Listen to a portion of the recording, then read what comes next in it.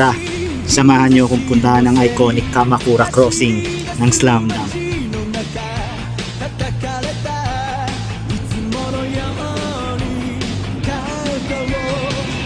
From Tokyo, sasakay tayo ng train to Shinagawa.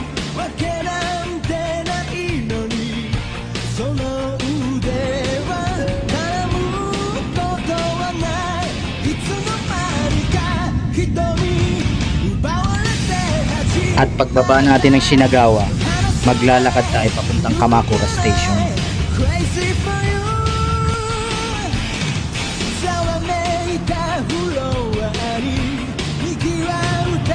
At itong train mismo ng Kamakura, ito yung train na sinasakyan nila sa Kuragi sa anime. At ito na nga, dumating na tayo kung nasan yung spot. Ang dami ring turistang nag-aantay. Malamang sa malamang mga batang 90s din po. Tumunog na siya. Paparating na yung tren.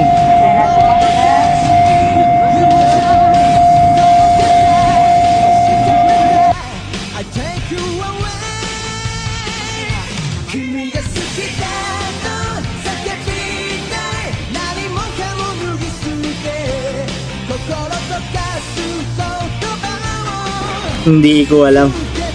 Bigla na lang nag-flashback lahat ng memories ko from Slam Dunk nung kabataan ko.